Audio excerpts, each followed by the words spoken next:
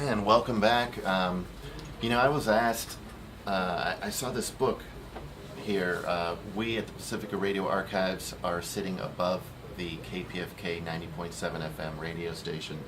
And this woman had this very interesting book on her lap. And I said, oh, it's got a great title. Where did you get it? And she said, I wrote it.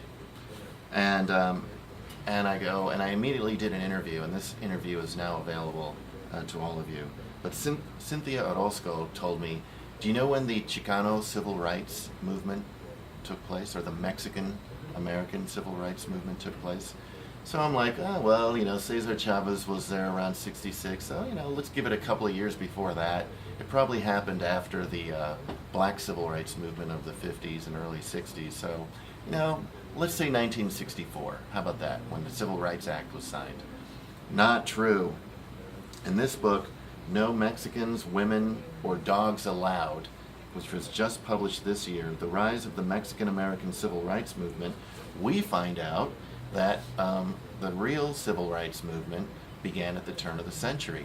And it's not surprising because the Treaty of Guadalupe Hidalgo was signed and ratified in 1848.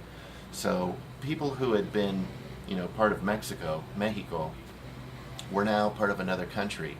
And a few decades go by and you start getting used to this. Maybe you do, maybe you don't. Well, they didn't. So at the turn of the century in Texas, the League of Latin American Citizens, the League of United Latin American Citizens, LULAC, forms officially in the 1920s, but they were forming at the turn of the century in the 1900s.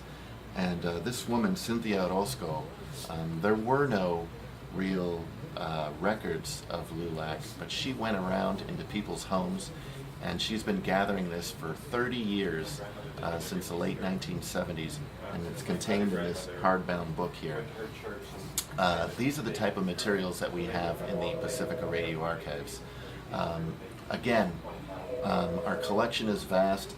Edgar put this amazing list together of over 90 titles, and this is just the start of it. There's more of it. We have materials on DAT tape, on mini disc, we have it on cassette. Some of these materials are yet to be transferred to the digital domain. So the quicker that you partner with us, the sooner that we can grab these reel-to-reels off the shelf and put it on one of our Studer machines, which are handcrafted in Switzerland, to delicately transfer this to the digital domain, and hopefully we can get these in your classroom. Again, if you have any questions, please give us a ring.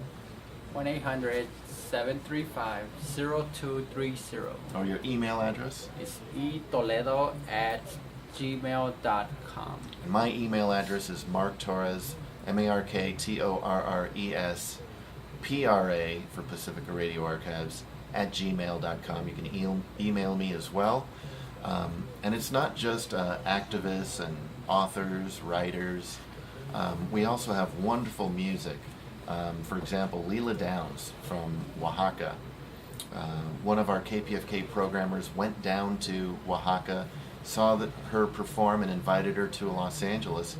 In 1999, we had her perform her very first radio performance here in the United States on our station.